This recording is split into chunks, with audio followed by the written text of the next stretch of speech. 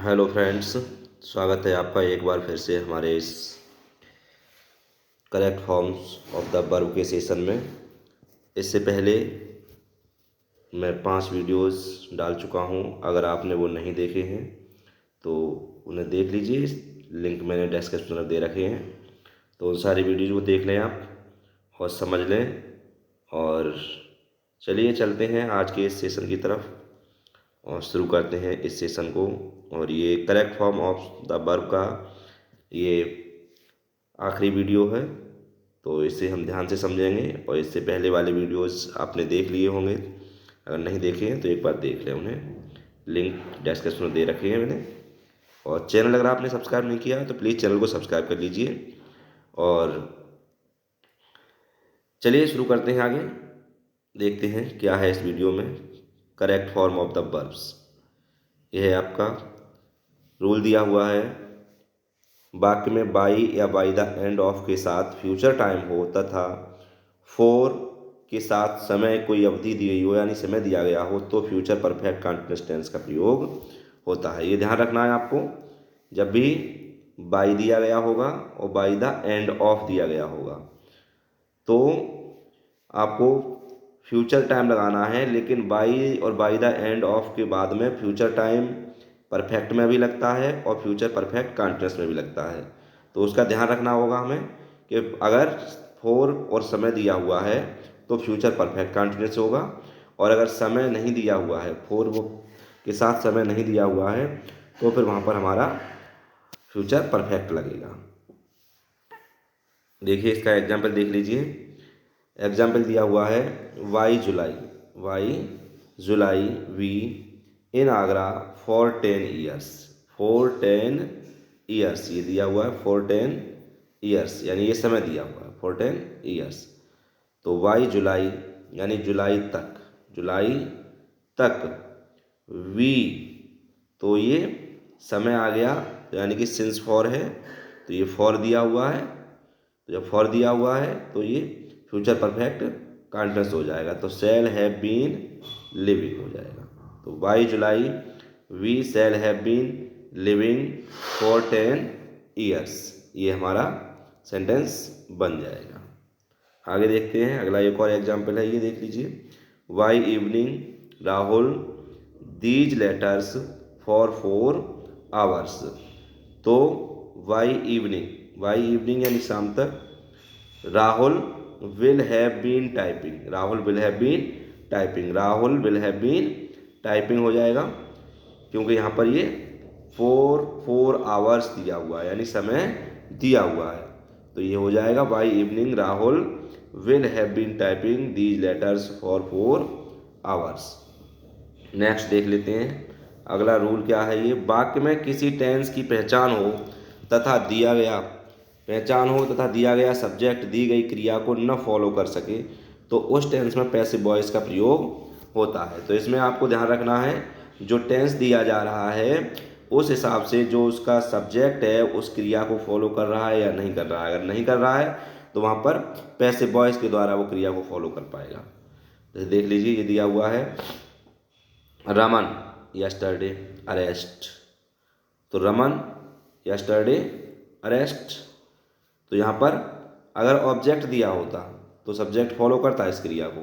जैसे Raman arrest him दिया होता, या कोई भी और नाम दिया होता, कोई भी ऑब्जेक्ट होता। अब इसमें ऑब्जेक्ट नहीं है तो कहने का मतलब रमन वाज अरेस्टेड, यानी रमन को ही अरेस्टेड किया गया है। रमन वाज अरेस्टेड यस्टरडे, तो ये पैसिव वॉइस बनेगा, रमन वाज अरेस्टेड यस्टरडे।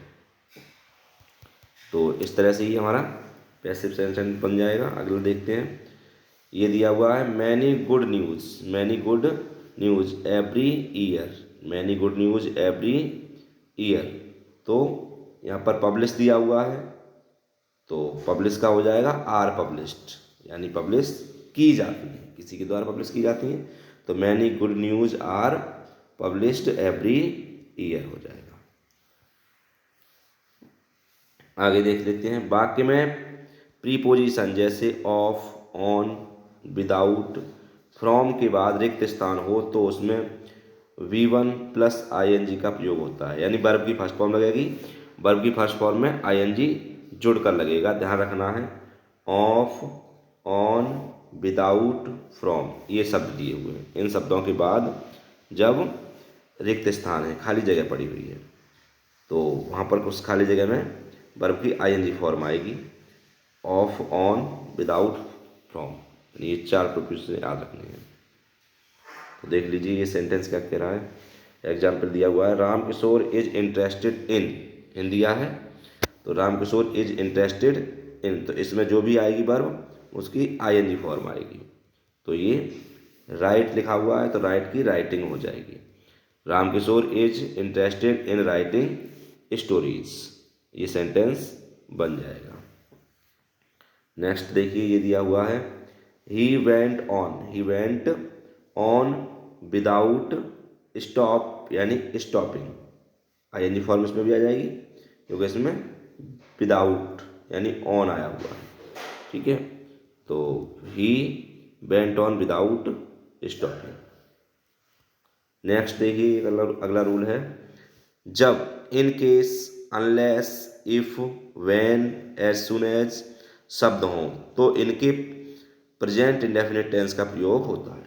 इनके साथ प्रेजेंट इंडेफिनिट का प्रयोग होगा जब ये शब्द होंगे हमारे कौन कौन से, in case, unless, if, when, as soon as, ये शब्द जब भी आएंगे तो इनके साथ प्रेजेंट इंडेफिनिट टेंस का प्रयोग होगा।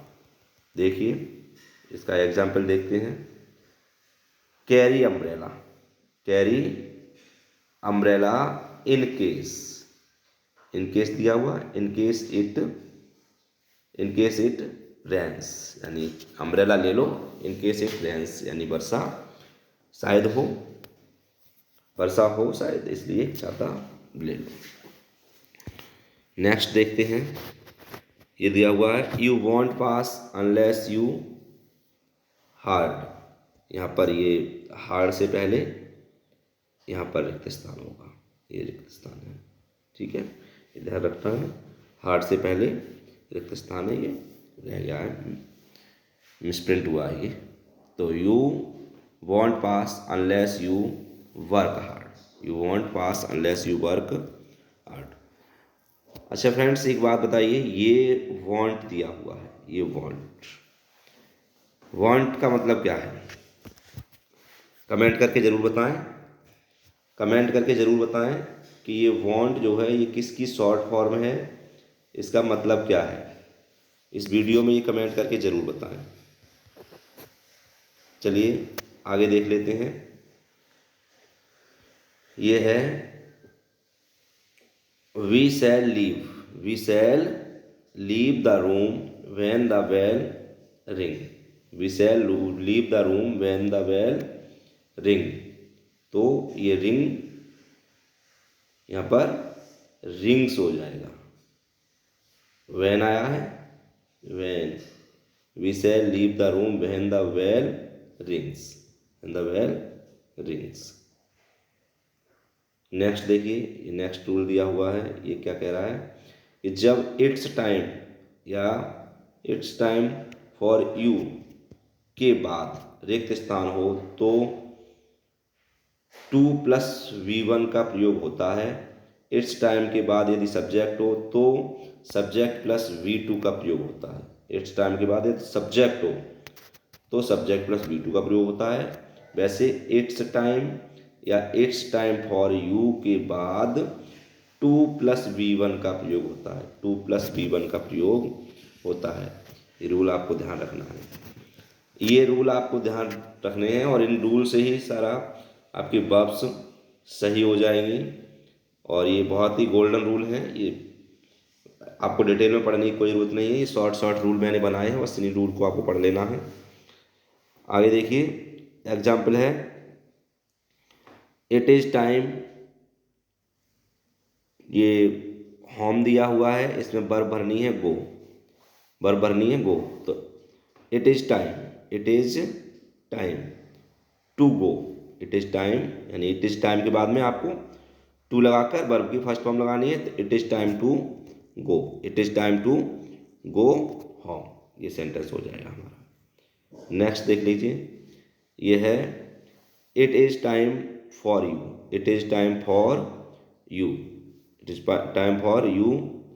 और ये वर्क दिया हुआ है, वर्क में भरना है, तो it is time for you आया हुआ है, तो भी यहाँ पर टू प्लस वर्ब की फर्स्ट फॉर्म भरनी है। तो it is time for you to work hard, it is time to you for work to work hard. Next है इट इज़ टाइम यू, इसमें सब्जेक्ट आया है, इट इज़ टाइम यू इसमें जब सब्जेक्ट आ गया इट इज़ टाइम के बाद subject आ जाएगा, तो ध्यान रखना है आपको वर्ब की सेकंड फॉर्म लगानी है, यानी V2 लगानी है, V2 लगानी है। जब भी इट इज़ टाइम के बाद सब्जेक्ट आ जाएगा तो ये हो जाएगा it is time you took rest, it is time you took rest, ये बन जाएगा आपका it is time you took rest. Next rule क्या कहता है देख लेते हैं। ये है वाक्य में लीस्ट तथा उसके बाद सब्जेक्ट तथा फिर रिक्त स्थान हो तो शुड प्लस V1 का प्रयोग होता है।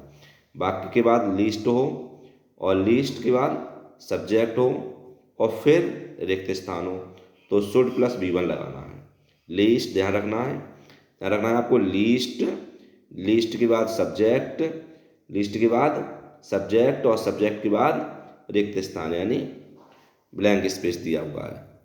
रिक्त यानी लिस्ट के बाद सब्जेक्ट और सब्जेक्ट के बाद ब्लैंक स्पेस है तो शुड प्लस V1 आएगा, शुड प्लस V1 आएगा। देख लीजिए ये एग्जाम्पल है आपका work hard, work hard, work hard least, work hard least, work hard least, यानी वर्क हार्ड आ गया, उसके बाद लिस्ट, और लिस्ट के बाद क्या बताया था, लिस्ट के बाद सब्जेक्ट आएगा, लिस्ट के बाद जब भी लिस्ट के बाद सब्जेक्ट आएगा, लिस्ट के बाद सब्जेक्ट आएगा तो आपको शुड के साथ वर्ब की फर्स्ट फॉर्म लगा दी। देखिए रूल एक बार पढ़ लीजिए कि वाक्य में लिस्ट तथा उसके बाद सब्जेक्ट, लिस्ट तथा उसके बाद सब्जेक्ट और उसके बाद ब्लैंक स्पेस, उसके बाद ब्लैंक स्पेस है, फिर आपको शुड लगाना है प्लस V1 का प्रयोग करना है, ये आपका सेंटेंस बनेगा था। तो ये हमने देखिए वर्क हार्ड आ गया, वर्क हार्ड के बाद लिस्ट के साथ सब्जेक्ट आ गया, लिस्ट के साथ सब्जेक्ट आएगा, और जब लिस्ट के साथ सब्जेक्ट आएगा फिर आपको शुड के साथ वर्ब की फर्स्ट फॉर्म लगानी है, शुड के साथ वर्ब की फर्स्ट फॉर्म लगानी है, तो ये हमारा सेंटेंस बन जाएगा। तो ये थे हमारे आज के रूल्स। इस तरह से आपके correct form of the verbs के टॉपिक को हमने समाप्त कर दिया है, और ये पूरा आपका correct form of the verb का टॉपिक हो चुका है। बाकी के वीडियोस के लिंक हमने डिस्क्रिप्शन में दे रखे हैं, तो उन वीडियोस को भी आप देख लीजिए, तो सारे रूल्स आप देख लें, पढ़ लें ध्यान से। ये वर्ब का टॉपिक सारे एग्ज़ाम्स में, कोई भी कंपटीशन का एग्ज़ाम हो जिसमें इंग्लिश आती है तो उसमें ये वर्ब का टॉपिक ज़रूर आता है, तो इसे ध्यान से एक बार कवर कर लीजिए। और आपने अगर चैनल को सब्सक्राइब नहीं किया है तो प्लीज़ चैनल को सब्सक्राइब कर लीजिए, और ये वीडियोस अपने दोस्तों तक पहुंचाएं, उन्हें भी इसका लाभ मिले। और कमेंट ज़रूर करके बताएं कि मेरे वीडियोस आपको कैसे लग रहे हैं, ताकि हमें भी थोड़ा मोटिवेशन मिले और मैं आपके लिए और भी बेहतर वीडियोस बना सकूं। धन्यवाद दोस्तों।